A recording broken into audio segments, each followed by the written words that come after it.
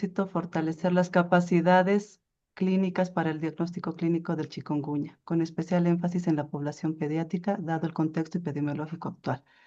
Para iniciar este encuentro, tenemos el agrado de invitar a la representante de la OPS-OMS en Bolivia, la doctora María Dolores Pérez, que ahora nos acompaña a brindarnos las palabras de bienvenida. Adelante, doctora, por favor.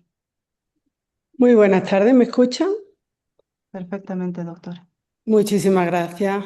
Bueno, buenas tardes, señora ministra de Salud y Deportes, que la veo conectada ahí en el auto, la doctora Marcela Flores.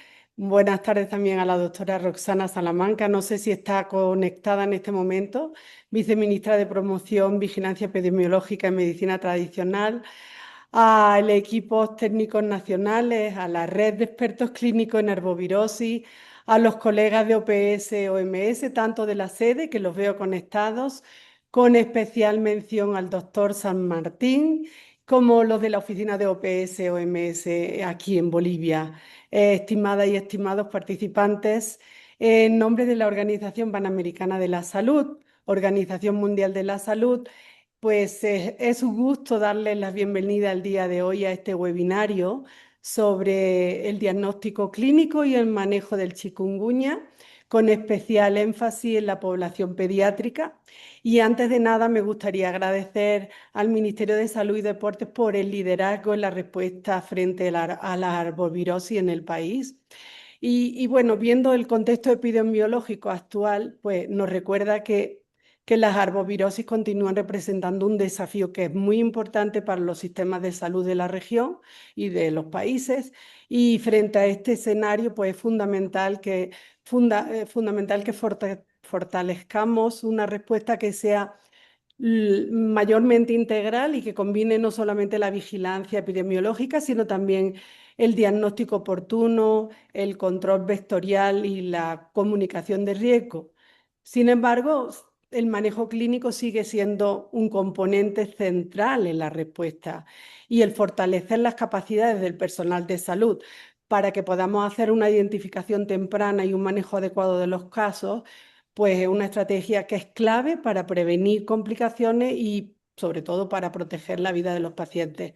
Yo me disculpo si hay ruidos porque estoy abriendo desde un espacio donde estoy en otro evento y están entrando y saliendo gente y por eso a lo mejor hay alguna interferencia, así que disculpa.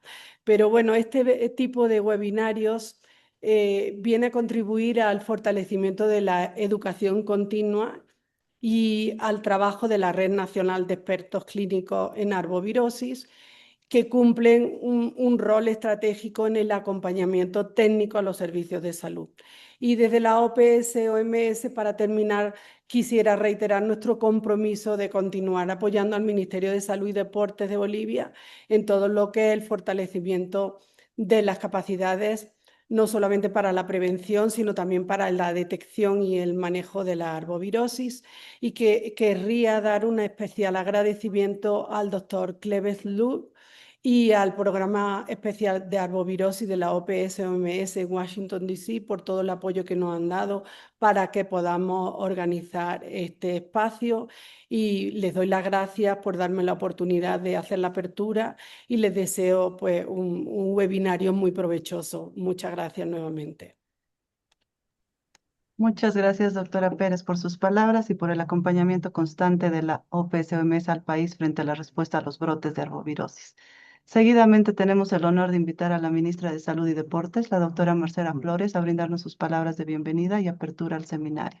Señora ministra, por favor. Muy buenas tardes, es un placer poder estar aquí con ustedes, aunque sea en forma virtual y un poquito lejos, pero agradecer inicialmente a OPS por el apoyo constante a las diferentes actividades que realiza el Ministerio de Salud y Deportes. Y como lo decía la doctora Pérez, es importante que estas actividades se constituyan en una herramienta esencial para poder dar una respuesta oportuna a todos nuestros pobladores. El tener una actualización en lo que es el diagnóstico clínico y lo que es el tratamiento y el manejo, especialmente en los pacientes pediátricos, nos va a permitir, sin duda, mejorar la respuesta y que ésta sea de manera oportuna. Yo les deseo el mayor de los éxitos, agradeciendo nuevamente a todo el equipo técnico de OPS por toda la colaboración prestada. Gracias. Muchas gracias a usted, señora ministra, por sus palabras y por el compromiso del ministerio en el fortalecimiento de la respuesta frente al chikungunya y otras arboviroses. Seguidamente invitamos a nuestro colega Gamaliel, quien va a realizar la presentación de nuestro experto que va a liderar la sesión técnica de hoy. Gamaliel, por favor. Hola, buenas tardes. Muchas gracias, Oía, y un gusto saludar también, doctora Pérez, a la señora ministra, doctora Flores. Estoy viendo ahora también a la doctora Salamanca. Un gusto en saludarle, doctor James Molina.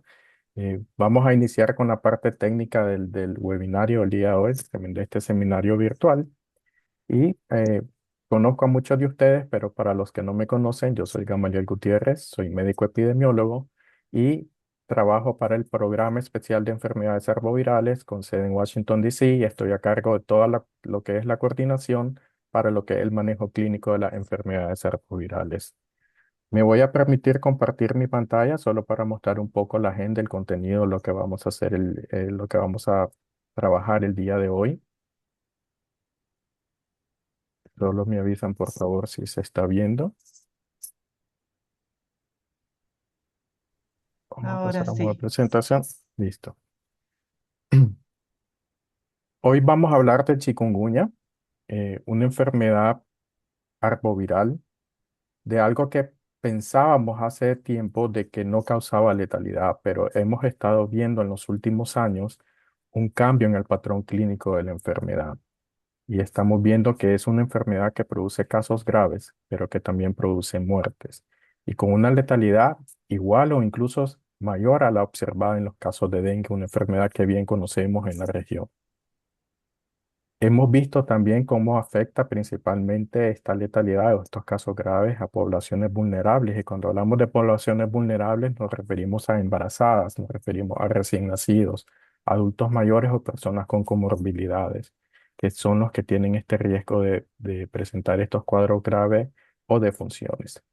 El webinario de hoy está enfocado a lo que es el manejo pediátrico. Claro que vamos a hablar de la generalidad de chikungunya, pero vamos a hacer un énfasis en esta población pediátrica por el tipo de complicaciones que presentan, pero también porque tenemos un desafío en lo que es el diagnóstico clínico. Chikungunya que se caracteriza por una enfermedad que es fiebre con una afectación articular en el recién nacido, en el infante, en los menores de 1 año. No es esto lo que caracteriza la enfermedad. Entonces es una definición de caso que todavía no aplica a esta población y eso muchas veces representa un desafío desde su diagnóstico clínico y por ende posiblemente por el manejo.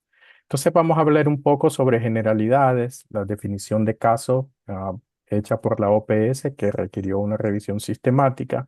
Vamos a hablar también de su clasificación clínica, de su diagnóstico clínico, de las fases de la enfermedad, de tratamiento y vamos a poner un ejemplo también de un caso clínico para tratar de poner en práctica toda esta parte teórica. Después de eso vamos a tener un espacio para preguntas, respuestas durante la presentación. Yo les pido que por favor, si tienen alguna duda, vayan poniendo sus preguntas en el chat. Nosotros las vamos a ir consolidando para poderlas responder después de la presentación del día de hoy. Y con esto, yo quiero presentar no solo a un gran experto, sino a un gran amigo, el doctor Clever Luz. Él es originario de Brasil, es médico pediatra e infectólogo y tiene más de 20 años de experiencia en lo que es el diagnóstico clínico y manejo de enfermedades infecciosas, pero ha colaborado mucho con la OPS en los temas de dengue, chikungunya, zika, oropucha y en otras enfermedades arbovirales.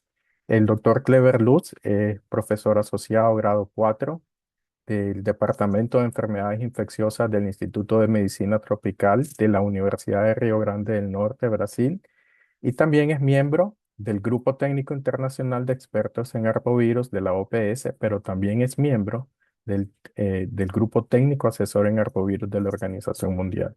Para quien no lo conoce bien, el doctor Clever Luz fue el médico que clínicamente sospechó de los primeros casos de Zika en Brasil, en aquella epidemia que comenzó desde 2015. Entonces, él que realmente tiene mucha experiencia en este abordaje integral de estas enfermedades arbovirales que muchas veces representan un desafío en la parte clínica. Pues, sin más que agregar, doctor Luz, yo le cedo a usted la palabra. Muchas gracias. Gracias, Gamaliel. Buenas tardes a todos. Es un honor estar una vez más con la gente de Bolivia. Un saludo a la doctora Pérez, doctora Flores, doctor Molina. Entonces vamos a empezar. Mira, tenemos 40 minutos para hablar de una enfermedad muy compleja. Y Gamaliel es muy certero en control del tiempo. Entonces vamos a hacer un abordaje clínica porque es lo que tenemos en tiempo real. En tiempo real no tenemos laboratorio, no tenemos exámenes, lo que tenemos es una historia y un examen físico. ¿Vamos? ¿Puede pasar?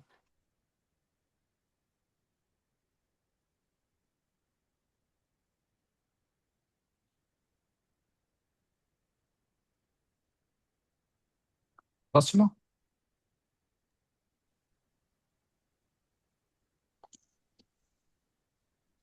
Ok, vamos a hablar solo un poco de historia porque es importante hacer una contextualización.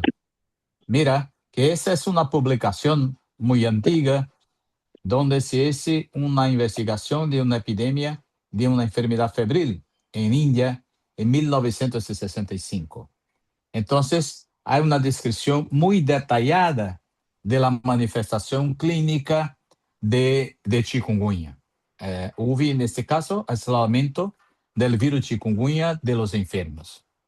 En la parte de descripción de la enfermedad, se dice que no hay una fase prodrómica antes del inicio de la fiebre. O sea, la fiebre en chikungunya marca el periodo, la fase de estado, la fase clásica de la enfermedad.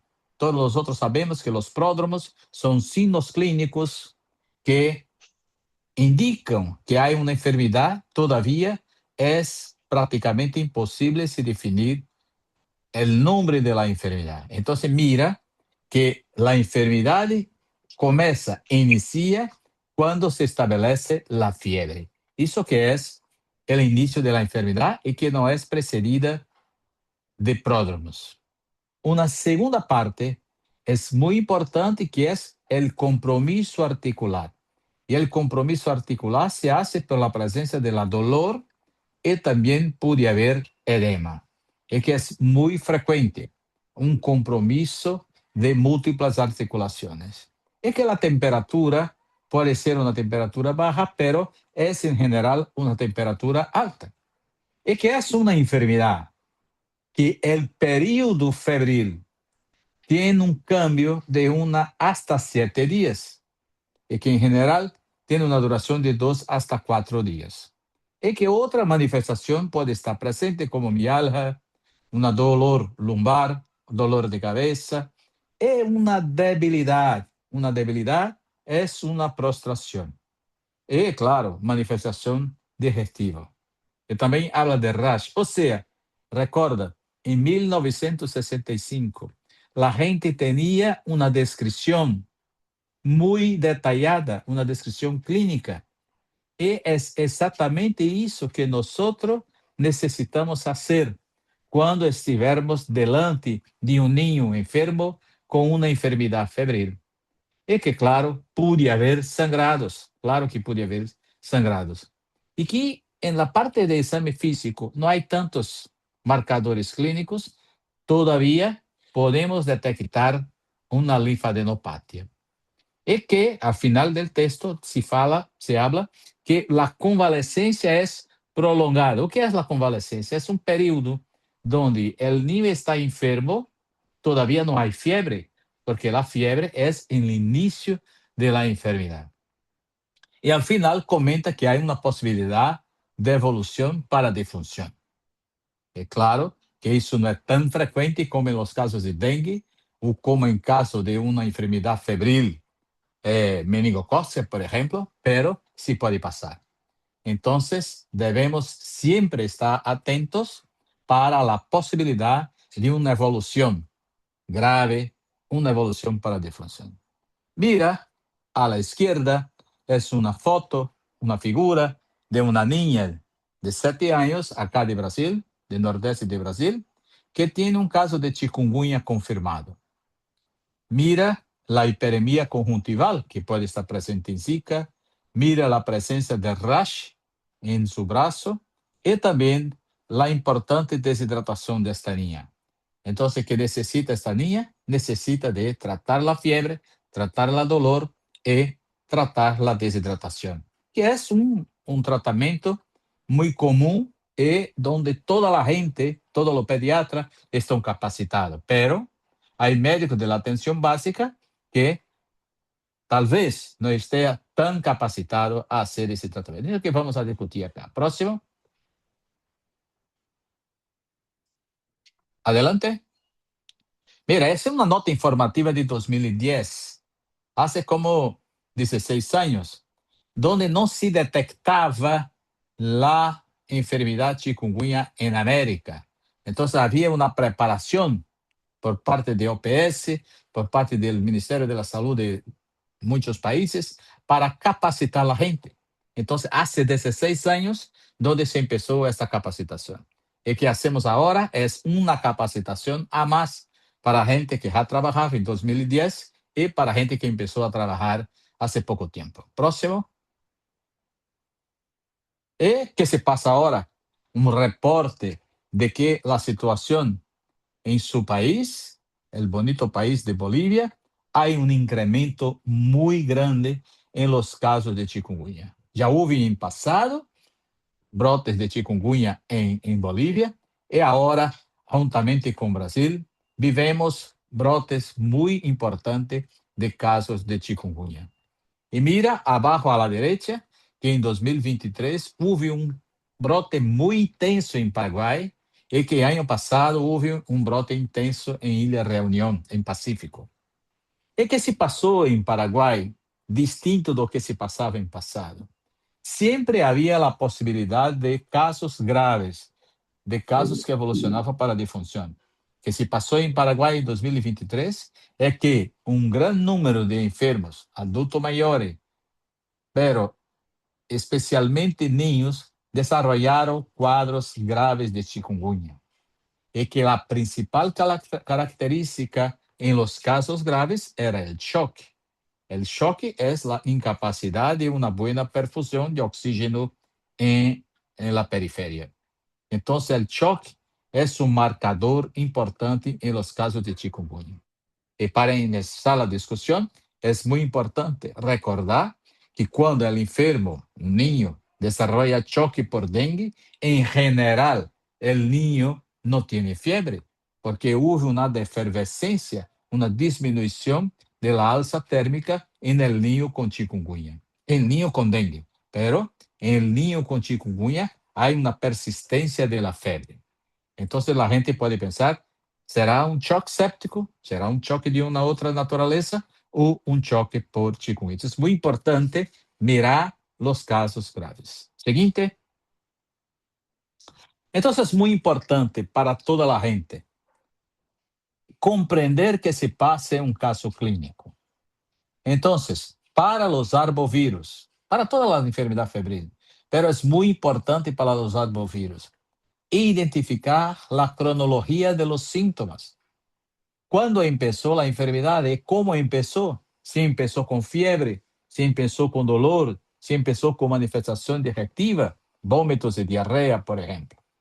Y es muy importante comprender la patogenia y la fisiopatología de los signos y síntomas. Por ejemplo, si el enfermo empieza una enfermedad infecciosa con fiebre, en general hay una bacteremia, en general hay una viremia. Si la fiebre es muy alta y continua y baja poco, cuando utilizamos una dipirona con metamizol o cuando utilizamos paracetamol, es un indicativo de una viremia, porque en general las enfermedades bacteriémicas tienen fiebre, claro, pero es una fiebre más baja y una fiebre que se controla con los antitérmicos. ¿Por qué? Porque la bacteriemia en general no es continua. cuando el enfermo desarrolla una enfermedad virémica como dengue, chikungunya, la viremia es continua. Y una viremia continua, en general, se traduce clínicamente por una fiebre de difícil control. Y debemos establecer el diagnóstico al final de la cita, de la consulta. ¿O qué es el diagnóstico? El diagnóstico es el nombre de la enfermedad que justifica los síntomas y signos del paciente. Entonces, no es un diagnóstico los síntomas.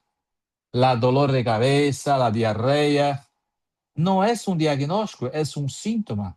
Arbovirosis no es un diagnóstico. Arbovirosis es un conjunto de enfermedades que tienen los artrópodes como transmisores, como vectores. Entonces, debemos evitar el uso de los síntomas como un diagnóstico.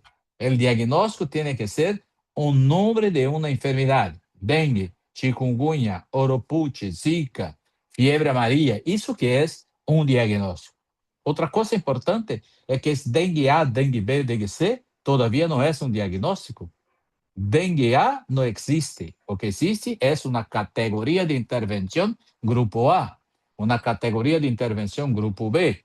Entonces, al final de la cita, debemos establecer la categoría de intervención.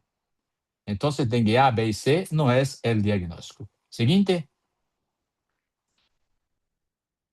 Entonces, es muy importante comprender en qué fase de la enfermedad se encuentra el paciente. O que es la fase? Es un periodo del curso clínico de la enfermedad. En general, toda enfermedad infecciosa tiene fases. Que, por ejemplo, en dengue tenemos la fase febril, que es la primera fase. Y debemos conocer qué se pasa en la fase febril de dengue. La segunda fase es la fase crítica y la tercera fase, la fase de recuperación. Entonces, ¿qué se pasa en la fase febril de dengue? Una posibilidad de deshidratación, una crisis convulsiva. Entonces, lo mismo se pasa en chikungunya. Debemos saber en qué fase el enfermo se encuentra. Si es en la fase aguda, en la fase posaguda o en la fase crónica. Entonces, además de comprender la fase, debemos clasificar el caso clínico. ¿Qué es clasificar? Es asignar un nivel de gravedad. Clasificar como una enfermedad benigna o maligna, o una enfermedad clásica o una enfermedad complicada. Entonces, el diagnóstico es el nombre de la enfermedad. Comprender la fase y clasificar el caso. Después de clasificar el caso, o sea, atribuir un nivel de gravedad, debemos buscar si hay presencia de comorbilidad. Porque una misma enfermedad infecciosa, un chikungunya, en un niño con asma, en un niño diabético, en un niño con obesidad, es completamente distinta de tratar de hacer la intervención en un niño que tiene solamente chikungunya. Entonces, debemos identificar la categoría de intervención, como por ejemplo en chikungunya, si es un tratamiento en ambulatorio, si es un tratamiento que hay necesidad de ingresar al hospital, si es un tratamiento que necesita ingresar en una UCI, por ejemplo. Entonces, por ejemplo, vamos a poner, el enfermo tiene una miocardiopatía chagásica, está en fase crónica y que tiene clase funcional 4. Es un caso muy grave. Entonces, ese enfermo necesita, por ejemplo, de ingresar en una UCI y va a necesitar, por ejemplo, de un trasplante cardíaco. Entonces, si organizamos el pensamiento diante de un enfermo con chikungunya, independiente de la edad, debemos siempre organizar para tomar una categoría de intervención que va a ayudar al enfermo a tener una buena evolución. Próximo. Siguiente. Vamos rápidamente a hablar sobre el virus. El virus es un virus del género alfavirus. ¿Qué son otros alfavirus que tienen en América del Sur? Tenemos Mayaro. Y es un virus de aislamiento reciente, 1952 en Tanzania. ¿Y qué se pasaba? El chikungunya producía pequeños brotes en África, en Asia. Hasta que después del año 2000, el chikungunya empezó a producir brotes muy intensos. Y ahí, este brote tiene una característica epidemiológica que tiene una tasa de ataque muy alto. ¿Qué significa? Que en general, cuando hay un caso de chikungunya, significa que en la calle, en el barrio, en la ciudad, habrá la posibilidad de se encontrar, se detectar muchos otros casos. Entonces, el servicio de salud, el sistema de salud, tiene que estar preparado para enfrentar el brote de chikungunya, porque en general es un brote que va a producir un colapso en el sistema de salud.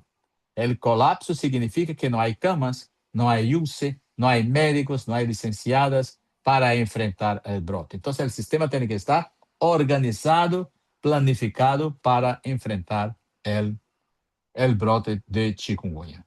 Siguiente. Entonces, claro, es muy importante conocer el vector, porque el vector es Aedes aegypti y Aedes albopicto.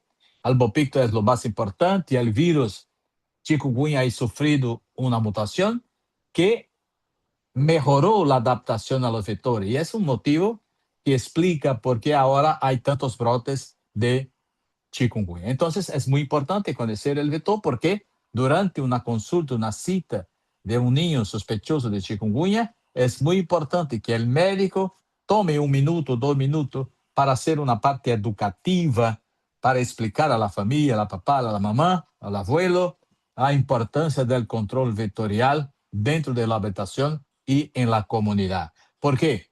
Porque la hembra del Aedes hace mucho repaso sanguíneo, hace mucha picadura, y en ese momento hace una transmisión muy intensa en toda la familia o en toda la calle. Siguiente. Y claro, ahora chikungunya está presente no solamente en Asia y en África, pero está presente en América Latina y también en Caribe. Y hay brotes en Suriname, brotes en Cuba, en República Dominicana. La situación está de una forma clara muy complicada para nosotros latinos y caribeños. Siguiente. Y ahora vamos a comprender en 5 minutos un poco de la patogenia, porque la patogenia de chikungunya es distinto de la patogenia de dengue, que es distinto de la patogenia de Zika. Recuerda que Zika tiene un tropismo por las células progenitoras del cerebro de un feto y produce malformación. Eso no es tan frecuente en los casos de chikungunya. Entonces, Aedes albopictus hace una inoculación del virus casi que directamente en la sangre del enfermo. Eso permite una replicación viral muy alta y permite la manifestación clínica de una fiebre muy alta y continua. El virus va a infectar células del sistema inmune, neutrófilos, macrófagos, y que estas células van hasta el linfonodo y se replica e incrementa la viremia. Y esta viremia va a producir una invasión en cerebro, en hígado, en vaso. Y hay un tropismo especial por las articulaciones.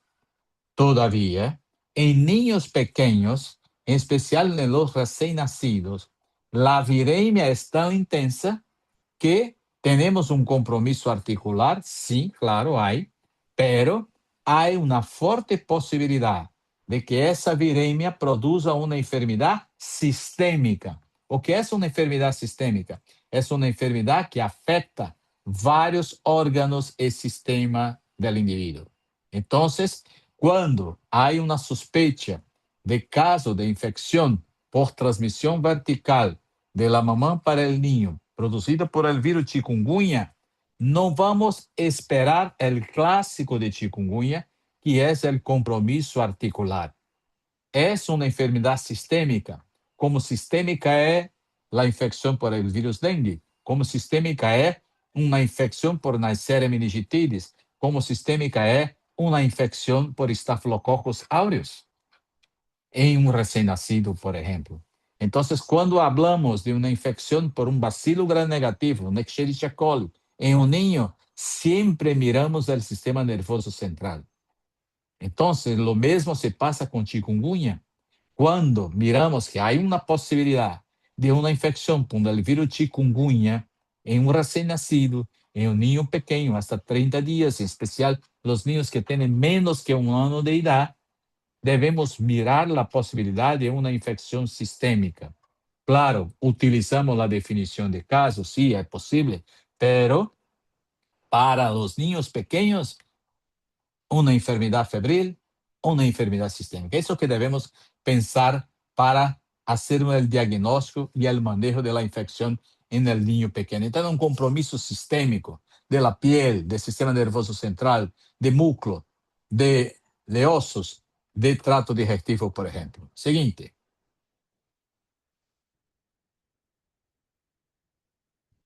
Mira, eso un poco más de patogénesis del virus chikungunya. Entonces, después de la inoculación del virus, de la migración del virus para músculo, para articulaciones, hay una activación del sistema inmune adaptativo y una activación del sistema inmune innato.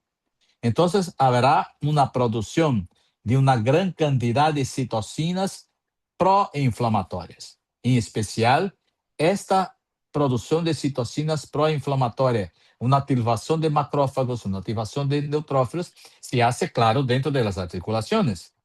Y la presencia de componente genético del virus dentro de la articulación puede generar una respuesta, una activación del sistema inmune innato de una forma no solamente en la fase aguda, pero una manifestación crónica, o sea, hay una activación permanente. Entonces, chikungunya es una enfermedad arboviral distinta de dengue. En dengue tenemos solamente la parte aguda, en chikungunya hay una posibilidad de evolución para una forma crónica. Siguiente.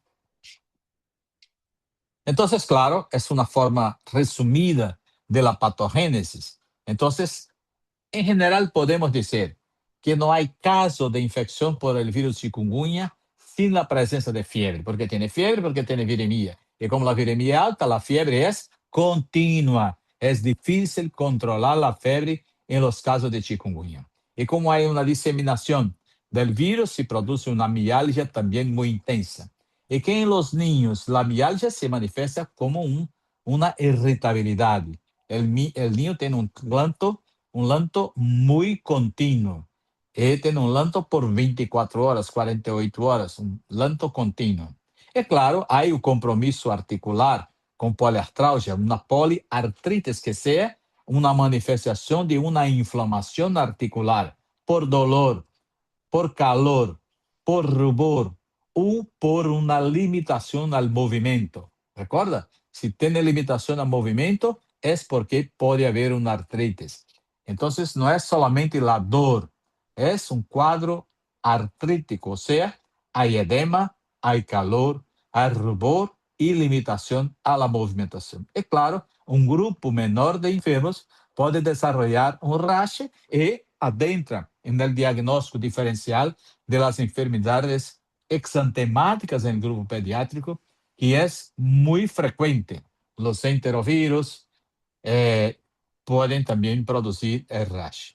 Entonces, mira, el inicio de la incubación es muy corta, como todos los arbovirus, algo como hasta 7 días. La viremia tiene una duración de aproximadamente una semana. Y si hay una viremia, hay una activación del sistema inmune adaptativo. Mira, hay una activación del sistema inmune innato que produce la gravedad del cuadro y una activación del sistema inmune adaptativo que podemos utilizar para marcar el diagnóstico.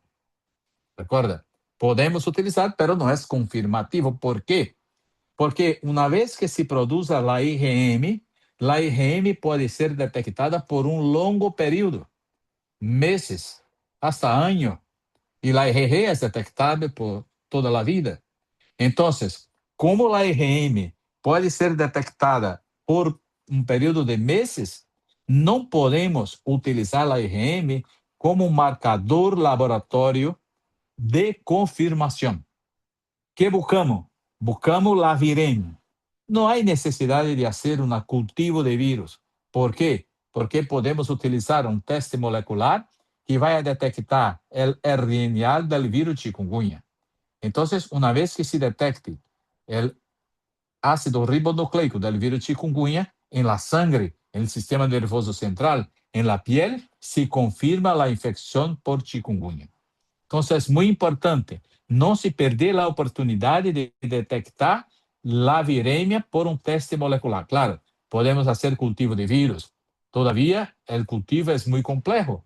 Entonces, hay una posibilidad de hacer un test molecular en todo caso sospechoso de chikungunya. Y como los niños pequeños, especialmente, pueden tener una evolución para gravidad, es muy importante la toma de muestra en la primera consulta para enviar al laboratorio central, laboratorio de referencia, para que se confirme el diagnóstico. Entonces, repitiendo, la IgM es detectable. ¿Podemos utilizar la IgM para el diagnóstico? Es una posibilidad. Todavía, la IgM tiene una duración de detección muy larga. Entonces, el enfermo puede tener una chikungunya menos sintomática y a 3 meses después tener una otra enfermedad viral o bacteriana y tener una IgM positiva. Por eso, no se utiliza la IgM para confirmar los casos de chikungunya. Eso es que se recomienda. Siguiente. Entonces, muy importante, habíamos comentado la posibilidad de identificar las fases. ¿Por qué llamamos de fase? Porque la fase tiene una patogenia específica. Especialmente la fase tiene una manifestación clínica específica. Es distinto hacer una cita en una mujer embarazada en primer trimestre y hacer una cita en una mujer embarazada en tercer trimestre. ¿Por qué? Son fases distintas. Entonces, en chikungunya tenemos 3 fases. Una fase aguda, una fase, en pasado se decía que había una fase febril, una fase subaguda y una fase crónica. ¿Qué se pasaba en la fase febril? La fase febril es frecuente. La fase febril decompensa una enfermedad de base. Y la fase febril está asociada a transmisión vertical. Y la fase febril está asociada a defunción. Ahora no utiliza más fase febril, se utiliza fase aguda. Pero el concepto de que durante la fiebre de chikungunya tiene 4 características, es frecuente, es común. La mayoría de los enfermos tiene fiebre. En la fase febril puede haber la transmisión del virus chikungunya, especial si está perto del parto, la transmisión del virus de la mamá para el niño. 3, decompensa la enfermedad de base. 4, está asociada en la muerte. Entonces, durante la fase febril de chikungunya, debemos buscar una descompensación de corazón, de pulmón, de la parte respiratoria, etc., etc. Siguiente. Entonces, la mayoría de los enfermos infectados por el virus chikungunya va a desarrollar síntomas y para nosotros clínicos no importa la infección asintomática, no tiene importancia clínica. Y la incubación, como comentamos, es una incubación esperada para los arbovirus. La viremia es una viremia de hasta 7 a 10 días. Todavía hay la posibilidad de la detección por test molecular de una viremia más prolongada, sin una manifestación clínica. Entonces, para manejo, tenemos 3 fases. La fase aguda, de hasta 14 días, la fase posaguda, después de 14 días hasta 90, y la fase crónica después de 90 días. En resumen, en la fase aguda hay fiebre, dolor articular y la posibilidad de una complicación. En la fase posaguda, el enfermo desarrolla una mejora progresiva. Entonces, tiene que mejorar en la fase posaguda y puede haber el compromiso de la piel, el compromiso cutáneo. La fase crónica se caracteriza por dolor articular solamente. No es frecuente en los niños. Todavía, en la fase crónica, el compromiso articular tiene 2 características. La dolor articular es persistente. Persistente significa que utilizamos medicamento, pero la respuesta clínica es mal. 2, la dolor articular es recidivante, o sea, el enfermo mejora de la dolor articular y un mes después la dolor tiende a volver. Y tiene una baja letalidad, pero es tanta gente infectada por el virus chikungunya que el número de muertes es muy significativo porque no es esperado que la gente evolucione para defunción. Siguiente. Entonces, ¿cuáles son las características de la fase aguda? La fiebre es alta. ¿Por qué es alta? Porque es relacionada a una viremia muy alta. El inicio es súbito. Recuerda, hay enfermedades infecciosas donde la fiebre tiene un inicio despacito. Hoy 38, mañana 38,5, después 39. En chikungunya no. ¿Por qué no? Porque hay una inoculación directa en la sangre del virus chikungunya por parte de Aedes. Hay una poliartralgia, o sea, más que 5 articulaciones son afectadas. Esta afectación es una afectación simétrica a la bilateral a la derecha y a la izquierda. Es simétrica, muñeca derecha, muñeca izquierda. No es un compromiso monoarticular. Y afecta todas las articulaciones, en especial las articulaciones distales. No es una enfermedad axial, de compromiso articular axial, pero apendicular. Esa es la gran característica. Y el rash de chikungunya tiene una característica. En general, no está presente al inicio de la enfermedad. Está presente después de 2, 3 días de la fiebre. Es maculopapular, o sea, hay manchas y pápulas. Entonces debemos mirar el rash con una buena luz y utilizando la mano para pasar sobre el rash para detectar las pequeñas pápulas que tiene el enfermo. Y puede afectar también la palma de las manos y la planta de los pies. Es muy importante hacer eso. Y claro, puede haber un eritema difuso, como si fuera un eritema nodoso, y también una dermatitis exfoliativa, que sea la descamación de la piel en las extremidades. Siguiente. Es claro, hay todo tipo de síntomas, mas recuerda, los principales es la fiebre, el compromiso articular, el rash, pero la dolor de cabeza, una conjuntivitis no purulenta, una dolor retroorbitárias, los escalofríos, manifestación digestiva, náusea, vómito, diarrea y dolor abdominal. Y a mí me gusta ahora de llamar la atención la dolor abdominal. La dolor abdominal es un marcador muy importante en la dengue, porque marca una posibilidad de extravasamento de plasma, de fuga capilar, en especial si el enfermo está en la defervescencia de la fiebre. Hay casos de chikungunya con dolor abdominal y ahora, este año de 25 o 26, y también aquí en Brasil, hay casos de perforación intestinal. Estos casos se manifestan con, claro, sinales clínicos de una perforación intestinal, el pneumoperitoneo, y se pasa porque hay una hiperplasia de las placas de Peyer con isquemia de la mucosa intestinal con perforación. Es muy semejante a lo que se pasaba en pasado en los casos de fiebre tifoidea. Creo que el diagnóstico de fiebre tifoidea es un diagnóstico no raro en Bolivia. Hay casos todavía de fiebre tifoidea y debemos hacer el diagnóstico diferencial.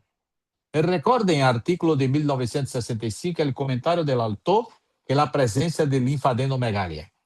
La linfadenomegalia retroauricular cervical en la región inguinal. El mismo se pasa en cavidad abdominal. Hay una linfadenomegalia de las placas de Peyer y los linfáticos pueden estar aumentados en la parte periférica. Y también úlceras orais, como muy parecido con náfitas. Siguiente. Entonces, en la fase posaguda, sigue con dolor articular, una disminución de la intensidad del compromiso, tiene la misma característica, es bilateral, es simétrica y es poliarticular, y la presencia del virus en la articulación, activando el sistema inmune innato, puede producir una artropatía destructiva, incluso con la posibilidad de fracturas óseas. Entonces, es muy importante reconocer eso. E esse processo inflamatório intraarticular crônico pode ativar os receptores nociceptivos e produzir uma dolor neuropática. Então, é muito importante na fase pós-aguda e na fase crônica que o médico, na atenção básica, faça a distinção se é uma dolor de natureza inflamatória ou se é uma dolor de natureza neuropática, porque o tratamento da dolor de natureza neuropática é completamente distinta do tratamento da dolor de natureza inflamatória. Y claro, el comportamiento es fluctuante. Hay momentos de más dolor, momentos de menos dolor. Y que claro, la cronicidad puede se pasar por años. Próximo. Esto es un ejemplo de la dolor articular que se caracteriza por la presencia de edema. Edema articular, muy importante. Próximo. El rash, próximo, vamos rápido. Siguiente. Un eritema. Lembra como si fuera algo como eritema nodoso. Siguiente. Exantema en la palma de las manos. Próximo. La descamación que se pasa en la semana 2, 3. Próximo. Siguiente. El edema de pequeñas articulaciones con descamación. Siguiente. El edema bilateral siempre. Siguiente. El edema en rodillas. Siguiente. La conjuntivitis. Siguiente. Las úlceras orales que pueden pasar en la primera semana de la enfermedad. Es frecuente en adultos jóvenes. Siguiente. Entonces, mira, es muy importante comprender la chikungunya en mujeres embarazadas. En general, no está relacionada a efectos teratogénicos como que se pasa con Zika. Y hay casos de abortos espontáneos. Todavía lo más importante en chikungunya en una mujer embarazada es la posibilidad de transmisión transplacentaria.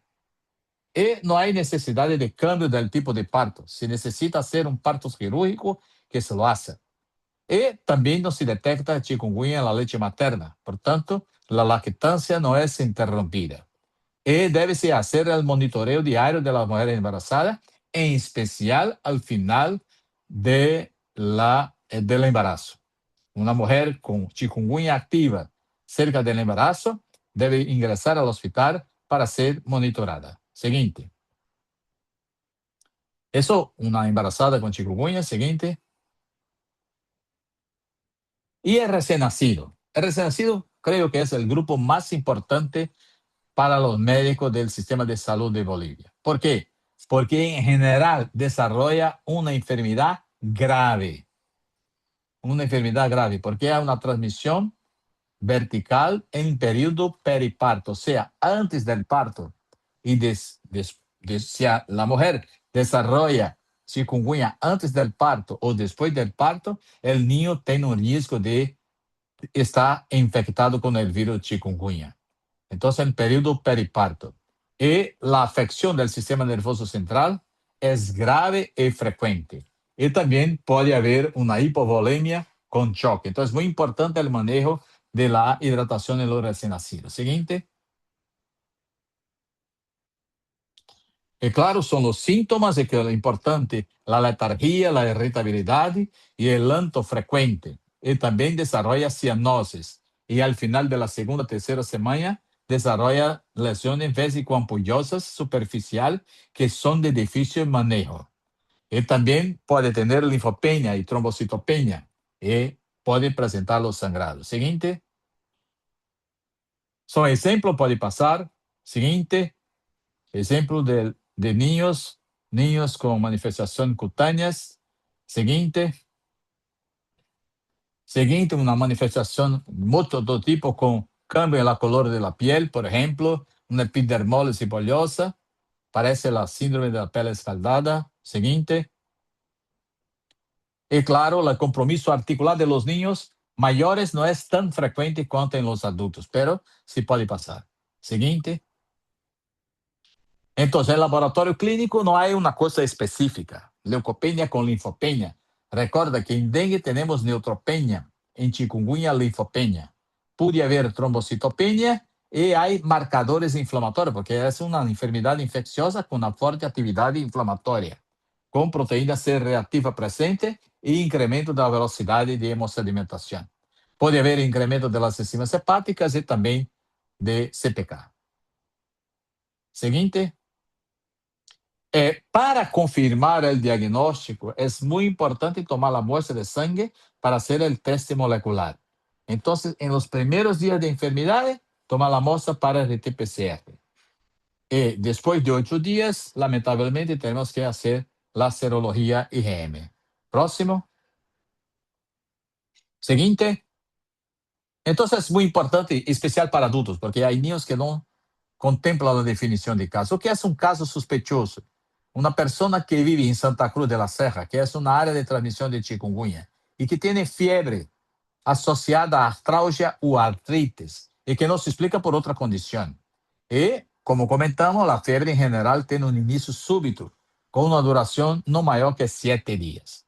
Es un caso probable, un caso que tiene una IgM detectada por una sola muestra, o que tiene un nexo con un caso confirmado.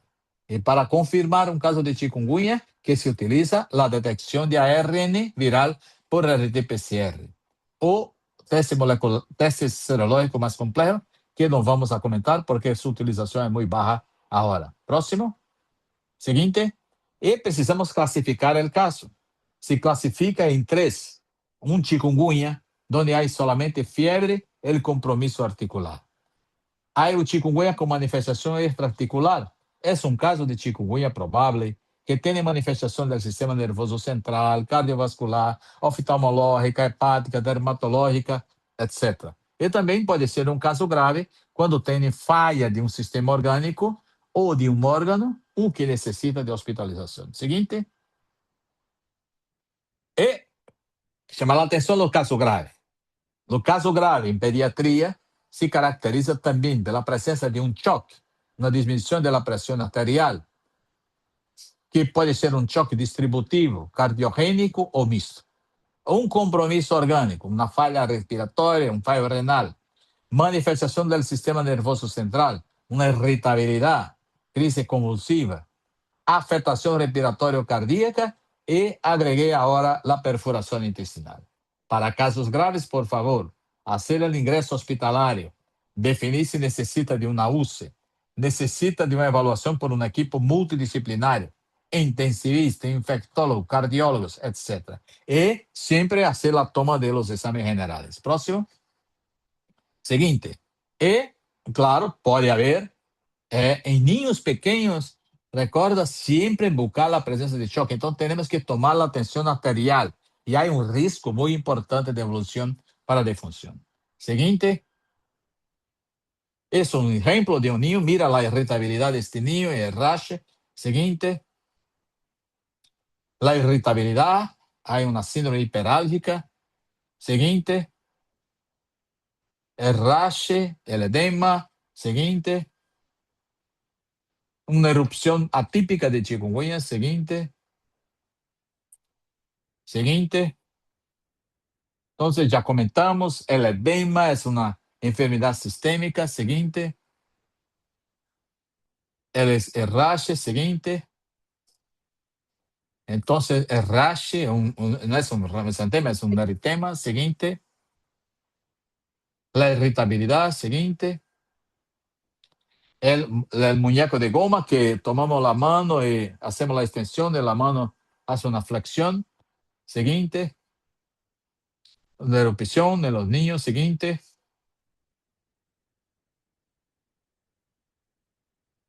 El rash. Seguinte, con descamación de la piel.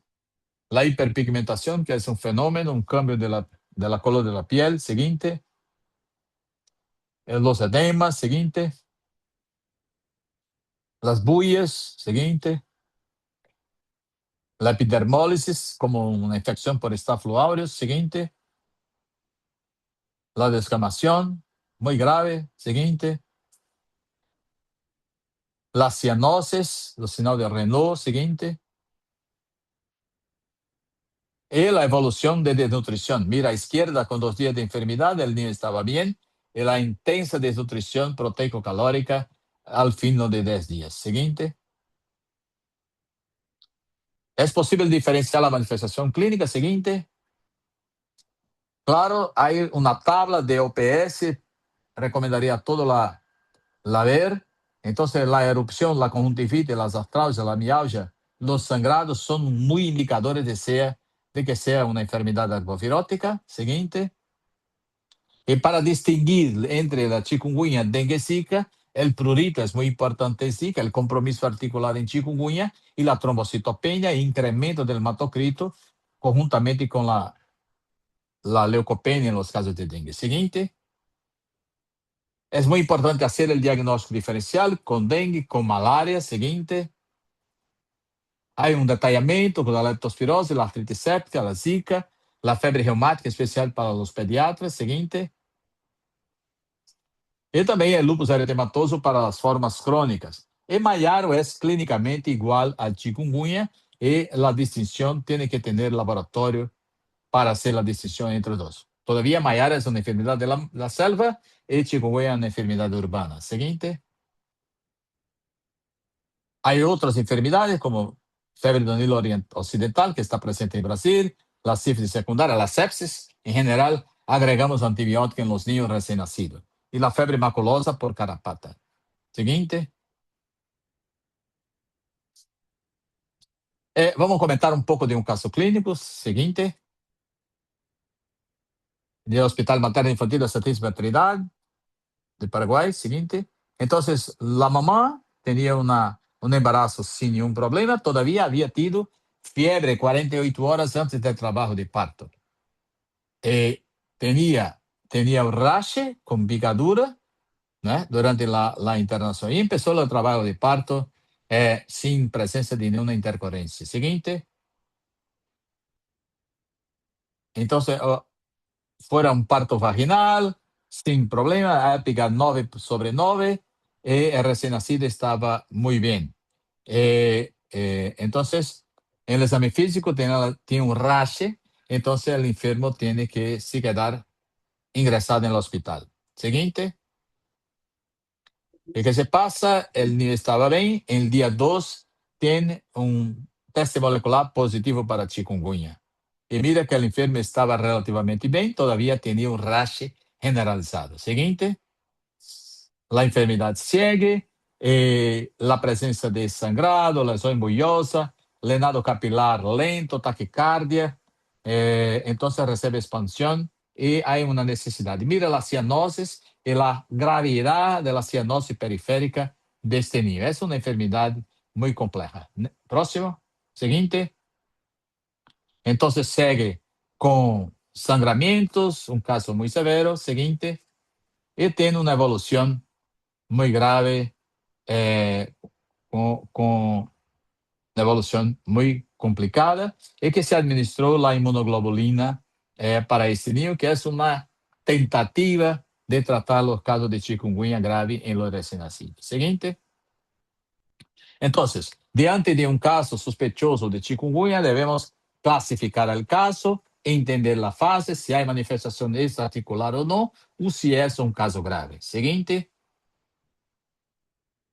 Si es un caso no grave, que no tiene manifestaciones extraarticular, puede ser seguido en ambulatorio. Si tiene manifestación de gravedad, tiene que ingresar en hospitalización, sea en una sala de emergencia o en una enfermería o mismo en una UCI para recibir el tratamiento adecuado. Siguiente. Debemos comprender la intensidad del dolor, en especial en los niños, el fases de dor que el niño tiene cuando tiene chikungunya. Siguiente.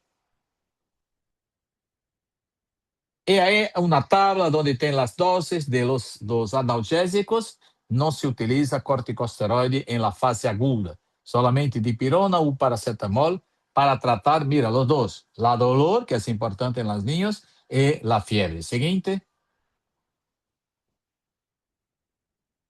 Siguiente, por favor. Y si no se controla la dolor con los analgésicos, dipirona o paracetamol, se puede utilizar los derivados de la morfina, la codeína, tramadol, para tratar la dolor, que es muy importante, por ejemplo, en algunos recién nacidos que desarrollan una síndrome hiperádica. Próximo, siguiente.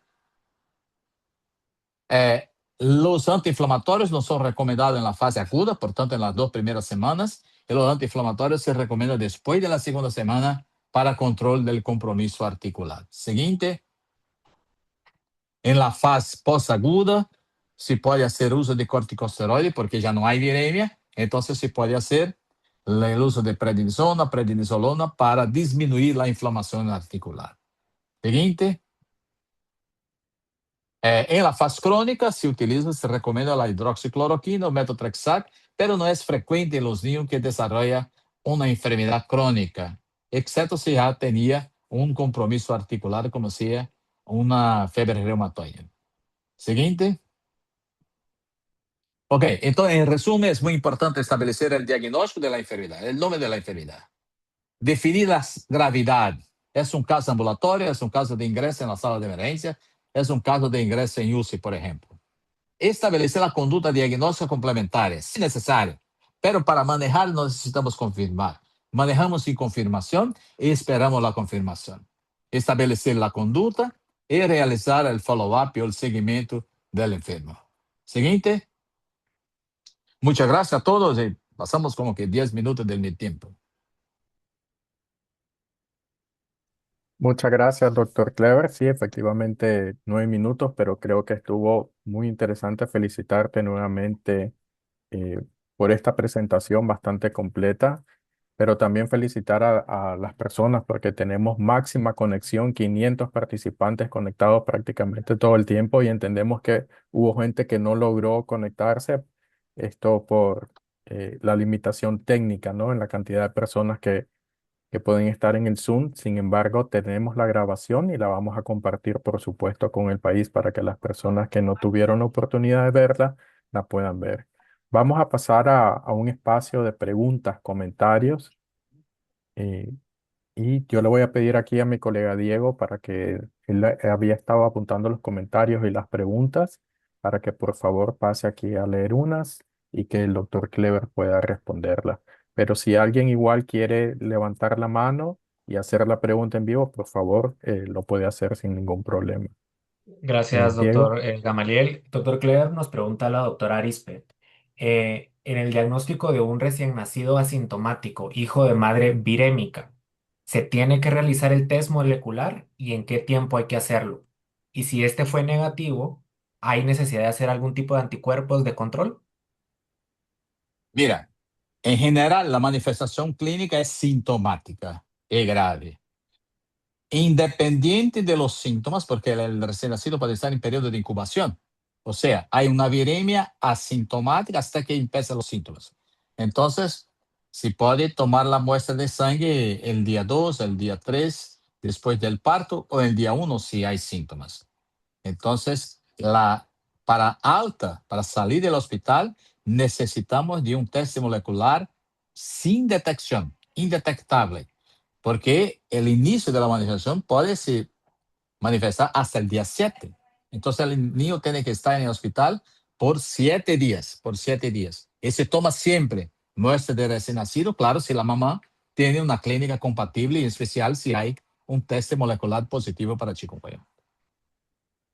Doctor Clever, ligando al tema de la transmisión periparto, ¿por qué se dice que no influye si es el término del embarazo es a través de parto o a través de cesárea? ¿Por qué no hay diferencia en este tema? No hay diferencia. Distintamente, por ejemplo, si la mamá tiene herpes simples en el canal del parto, entonces no se puede hacer en parto normal, tiene que hacer cesárea. Entonces, en general, las enfermedades infecciosas como VIH no hace diferencia. La indicación es obstétrica. Si hay indicación de una cesárea, que se hace una cesárea. Un parto normal. Claro, si la mamá está grave, es un caso grave de chikungunya con choque, por ejemplo, con disminución de la presión arterial, con encefalitis. Creo que yo no soy obstetra, tiene que hacer una cesárea. Pero la indicación es obstétrica. La chikungunya no cambia la vía de parto. Doctor, siempre en el tema de los menores de edad, voy a empezar a hacer un poco de énfasis en otros grupos especiales, pero para terminar con los menores de edad, ¿hay algún manejo distinto a los pacientes que tienen diagnóstico de desnutrición, ya sea aguda o crónica? No hay decisión. En general, podemos tomar por dengue. La desnutrición es un factor protector para una arbovirosis grave, por increíble que parezca. La obesidad incrementa la gravedad de los casos. Entonces, la desnutrición no tiene una relación directa, claro, con otras enfermedades bacterianas, pero con la enfermedad viral no tiene un incremento. Sí, comprendí bien la pregunta. Sí, la pregunta es si había un abordaje diferente, indicaciones especiales para el grupo de desnutrición. No. Es especial para obesos, ¿no? Niños obesos es un riesgo para una enfermedad grave. Hablando de otros grupos o los grupos que hemos mencionado, doctor, con condiciones especiales, ¿algunas indicaciones específicas para población VIH positivo? No, no. Un niño con VIH, claro, hace un seguimiento para tratar con la terapia antiviral y no hay una recomendación especial. Todavía siempre, cuando estamos delante de un inmunodeficiente, como que se pasa con un niño con VIH, es muy importante una observación más cerca de este niño. No podemos hacer una consulta hoy y la próxima semana que viene. Tiene que hacer una consulta, un seguimiento ambulatorio más diario, claro, claro. Porque eso que hacemos con todos los niños VIH que tienen una enfermedad febril, porque no sabemos si es chikungunya.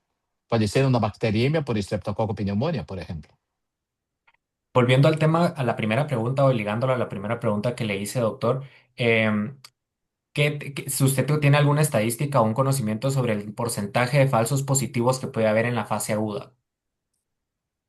De falso positivo para Falsos negativos, RT-PCR. perdón, Oh, doctor, falso perdón. negativo. Es muy baja.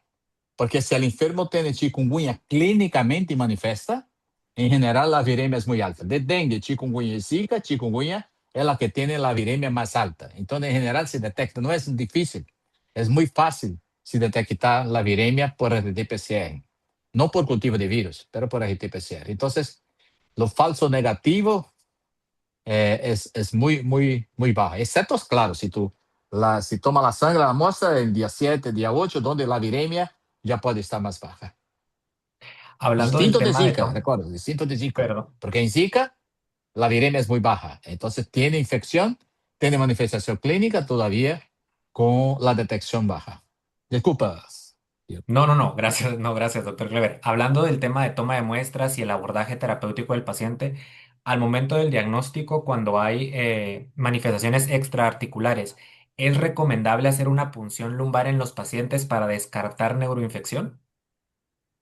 Mira, en los recién nacidos o en niños abajo, niños pequeños, recién nacidos, como sea hasta 28 días, en general, cualquier infección sistémica aguda, claro, porque no sería una infección crónica, si toma la muestra de líquido cefalorraquídeo, porque el tratamiento es distinto, el tiempo de tratamiento de una neurosífilis es distinto si no hay neurosífilis. La droga es distinta. Entonces, en general, se hace la toma de líquido cefalorraquídeo. ¿Por qué? Porque la encefalitis, el compromiso, mira, encefalitis, una meningoencefalitis. Claro, puede haber encefalitis sin un compromiso meningeo. Todavía en chikungunya en general es una meningoencefalitis. Entonces, la coleta de líquido cefalorraquídeo va a mostrar, revelar una pleocitosis que tiene que utilizar la tabla, porque la tabla de leucocitos en líquido cefalorraquídeo de recién nacido es distinto de un niño mayor. Que si el niño tiene 10, 20 células en líquido cefalorraquídeo, puede no ser una infección. Entonces debe ser claro, tomar la muestra, sí, claro, si no hay un sangrado activo, si no hay una plaqueta pequeña, si no hay una diátesis, no sé si se dice en español, una diátesis hemorrágica, que es un incremento del tiempo de la coagulación del enfermo. Tiene que tener atención a eso, porque la punción no va a cambiar el tratamiento, pero la punción va a informar si hay una meningitis bacteriana, etcétera, etcétera. Justo tomando el tema de la lectura de los parámetros del laboratorio, doctor, sabemos que en el dengue hay una leucopenia muy característica, ¿no? ¿Por qué en los pacientes con chikungunya o por qué en algunos casos podemos ver que sí mantienen entre 5.000 y 8.000 glóbulos blancos y no tenemos estos cambios en los blancos en chikungunya? Mira, no hay una explicación. ¿Qué se pasa con dengue? Antes del inicio de la manifestación clínica, el virus está presente. Y en médula ósea, el virus dengue bloquea, impide la síntesis del glóbulo rojo, el glóbulo blanco y plaquetas. Entonces hay un bloqueo de la producción. Por eso que el enfermo con dengue, el día 3, día 4, tiene leucopenia, por un bloqueo medular. Algo como otros virus también puede hacer con los glóbulos rojos, como si ponga con el parvovirus, etcétera, si puede pasar eso. Pero chikungunya no tiene esa característica, esa capacidad. Chikungunya es una enfermedad proinflamatoria. Entonces, cuando tenemos en general una enfermedad con características proinflamatorias, en general hay una normalidad de los recuentos de glóbulo blanco o un incremento. Perfecto. Antes de pasar a un par de preguntas que hay de tratamiento, doctor Clever, quiero terminar con los grupos de riesgo y uno que es muy importante monitorear, el de las embarazadas. ¿Todas las embarazadas ingresan? ¿Cuándo no se ingresan? Si ingresan en el primero, segundo, trimestre, si nos puede solo recalcar ese mensaje clave, por favor. Mira, una embarazada con fiebre tiene que tener el diagnóstico. Eso que se hace con toda embarazada. No se hace una consulta de una embarazada febril y se manda para su habitación sin un diagnóstico. Es una pielonefritis, ingresa. Es una infección urinaria baja, se trata ambulatorio. Entonces tiene que tener en mente siempre el diagnóstico, que nunca será la fiebre. El diagnóstico puede ser fiebre, como se dice en español, la fiebre Al a hacer estudio. el diagnóstico. A estudio, fiebre a estudio. No, no, eso no es un diagnóstico, fiebre a estudio.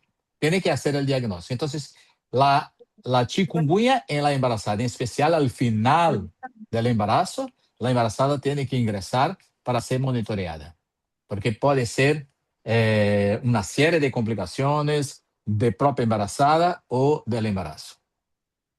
Perfecto. Y ahora, solo para hablar del abordaje de medicamentos, doctor, dos preguntas concretas. La primera, el uso de AINES, ¿cuál es la indicación? ¿Cómo están prescritos, doctor Clever? Ok, mira, el antiinflamatorio tiene un efecto antiinflamatorio que utilizamos este efecto antiinflamatorio para control de la dolor, para control de la fiebre también. Se puede utilizar ibuprofeno para controlar la dolor y para controlar la fiebre. Todavía, los antiinflamatorios, si están siendo utilizados en una enfermedad que puede producir una diátesis hemorrágica, es un factor de riesgo. Es prácticamente imposible hacer la distinción clínica entre dengue y chikungunya en el inicio de la enfermedad. Entonces, el uso de antiinflamatorio no se recomienda en la fase aguda de chikungunya. ¿Por qué? Porque esa es una enfermedad que puede tener sangrados.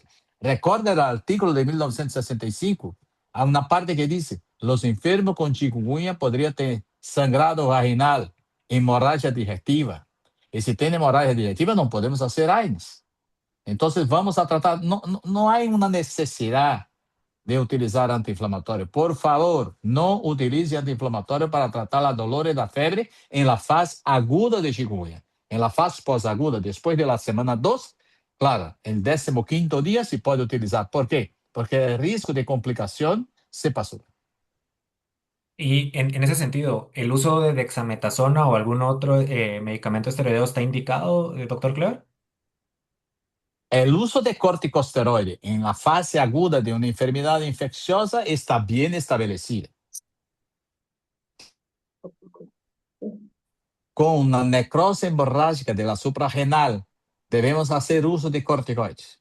En la fiebre tifoidea, que complica, podemos utilizar corticosteroides. En una pneumocistosis con hipoxemia, usamos corticosteroides. Son situaciones muy específicas. No utilizamos corticosteroides para mejorar el estado general, para disminuir la intensidad de los síntomas. Es una recomendación equivocada. Entonces, no hay, en resumen, no hay indicaciones de uso de corticosteroides en la fase aguda de ninguna enfermedad arbovirótica, Zika, dengue, chikungunya, fiebre amarilla y tantas otras. Entonces, por favor, no recomienda, no utiliza. No hay una necesidad de disminuir los síntomas. Lo que hacemos es disminuir el sufrimiento del enfermo controlando la fiebre, controlando la dolor, y para tal utilizas analgésicos. Perfecto. Y para cerrar sobre el tratamiento, ¿cómo manejamos el dolor articular en los pacientes crónicos, Clever? Mira, si está en la fase crónica después del día 90 y tiene un dolor, ¿qué dice el manual de Brasil? El uso de hidroxicloroquina.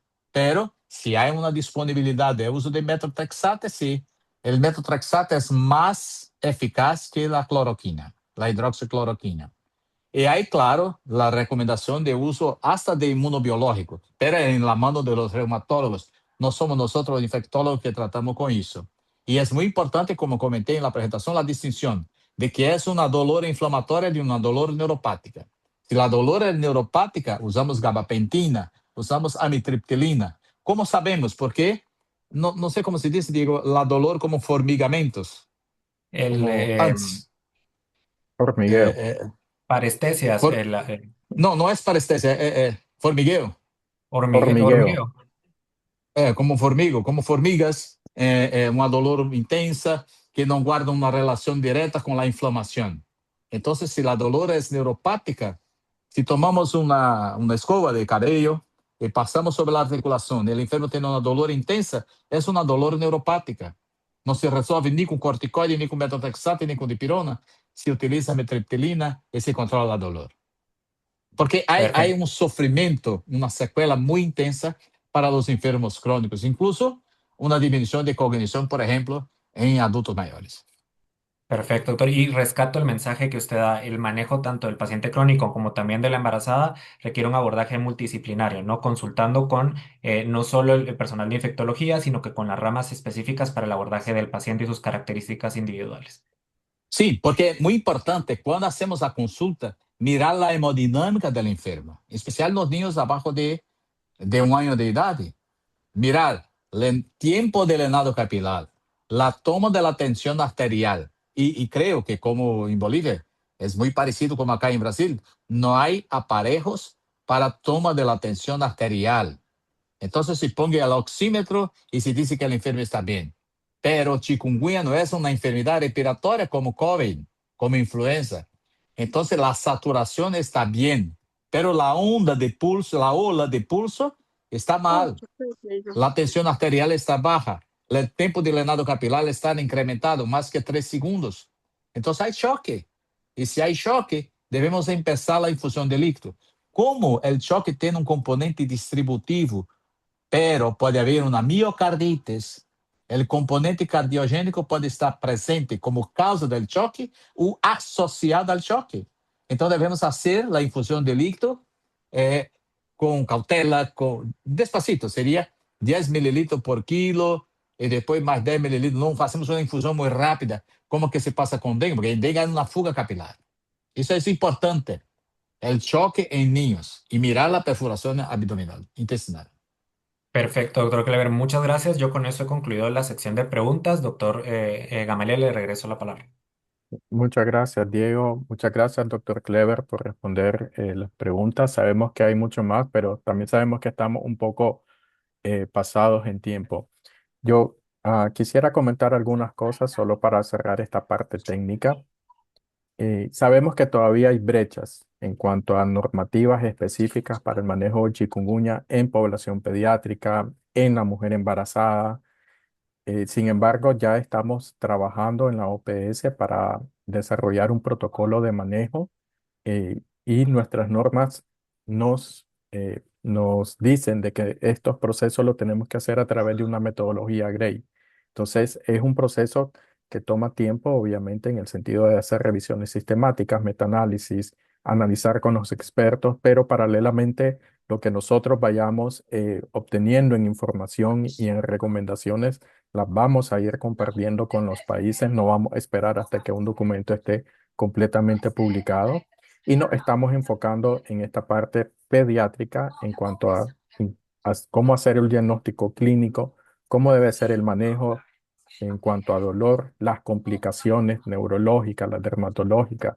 Yo recuerdo a los colegas que han tenido la oportunidad de manejar casos de chikungunya en neonatos o en infantes y dicen chikungunya es la única enfermedad que he conocido que ocasiona un tipo de dolor que no lo ocasiona otro tipo de infección. Es un dolor muy intenso.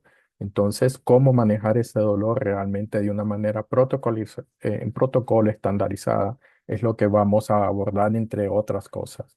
Obviamente el tema de las embarazadas y cómo hacer el seguimiento eh, en cuanto, en cuanto a el número de consultas o sea algo diferente que se debe hacer en la embarazada, a quiénes realmente hospitalizar. Cuando hicimos la revisión sistemática para dengue, chikungunya y Zika, se incluyó esta pregunta de las embarazadas y obviamente se prioriza a las embarazadas del tercer trimestre que pueden tener algún tipo de complicación, pero es aquí donde entra esa evaluación multidisciplinaria del infectólogo, del ginecobstetra para que valore posibles condiciones o elementos desde la parte obstétrica que indiquen hospitalización y no únicamente la parte de chikungunya como tal.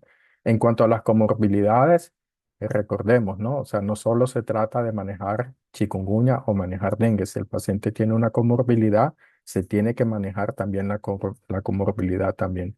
En chikungunya hay una descompensación de la comorbilidad como tal y por lo tanto, si esta no se vigila, o no se monitorea y maneja adecuadamente paralelo a los síntomas del chikungunya, pues el paciente se descompensa y estos son los casos que nosotros hemos visto como graves, incluso algunos fatales en los casos de chikungunya. Mi último comentario, realmente agradecer a las personas que están conectadas a la red, principalmente a los miembros de la red, porque ustedes tienen este compromiso y esta responsabilidad de transmitir este conocimiento hasta los niveles más locales, que sepan desde el primer nivel, los niveles locales, eh, cómo hacer un diagnóstico clínico, cómo debe ser el manejo de casos, consultar con ustedes que tienen mayor conocimiento como expertos de la red en Bolivia y este trabajo en cascada de transferir el conocimiento es muy importante y es una gran responsabilidad de ustedes que sabemos que lo hacen y estamos contando para evitar la progresión a formas graves y fatalidades por esta enfermedad. Yo con esto, Sofía, yo te regreso la palabra, pero desde la parte técnica, pues ahorita nosotros hemos concluido, pero estamos atentos a seguir colaborando con el país, por supuesto. Muchas gracias, Gamaliel, y un especial agradecimiento al doctor Kleber Luz por tan magistral exposición. Agradecer nuevamente la participación de los líderes clínicos, no sin antes dar la palabra para el cierre de este seminario al doctor James Molina, director de epidemiología del Ministerio de Salud. Doctor, adelante, por favor. Muchas gracias, Oía. Estimados colegas, voy a ser puntual para ir cerrando y tratando de recuperar un tiempo que nos hemos extendido, pero ha sido totalmente fructífero. Primero quiero dar muchas gracias al doctor Kleber por la brillante presentación. Ha sido muy clara. Creo que no ha quedado dudas en relación al manejo clínico del chikungunya. Es- Todo lo que usted nos ha manifestado en los apuntes de pediátricos, por sobre todo de la chikungunya, pues nos viene excelente en este momento, porque todavía vamos a tener un periodo más de incremento de casos por chikungunya, ¿no? De verdad que, doctor Kleber, muy valioso todo lo que nos ha compartido, pero también quiero rápidamente agradecer de manera sincera a la OPS, al Programa Regional de Arbovirosis, por ayudarnos a empujar este espacio con todos nosotros, por priorizar el país. Definitivamente esto demuestra que el trabajo en equipo hace que todas las cosas sean fáciles. Y finalmente, pues agradecer a todos ustedes, a los colegas de la red de líderes clínicos. Sabemos y estamos seguros de que ustedes realizan un enorme esfuerzo y ese esfuerzo que están haciendo, pues día a día en sus centros, en los hospitales, pues se está traduciendo también en poder mejorar la salud de toda la población. Desde el Ministerio de Salud, el Viceministerio de Promoción, Vigilancia Epidemiológica, Medicina Tradicional y la Dirección General de Epidemiología, queremos expresarles de que la idea de poder gestionar este webinar era justamente tratar de dar y actualizar todas las herramientas prácticas que les sirvan a ustedes como base, como orientación, tanto para el manejo clínico como para el control de la enfermedad, ¿no es cierto? Entonces, muchas gracias a todos por haberse dado un espacio en sus agendas, por estar aquí acompañándonos en la conexión con una conexión amplia. Sé que hay muchas personas que estaban intentando conectarse y no lo han logrado, pero vamos a difundir esta grabación. Y bueno, un abrazo a todos ustedes. Sigamos trabajando por nuestra gente y bueno, por esto daríamos por cerrado nuestro seminario. Muchas gracias a todos y muy buenas tardes. Gracias, Muy hasta buenas luego tardes. a todos. Pero gracias. Gracias, hasta luego. Chao.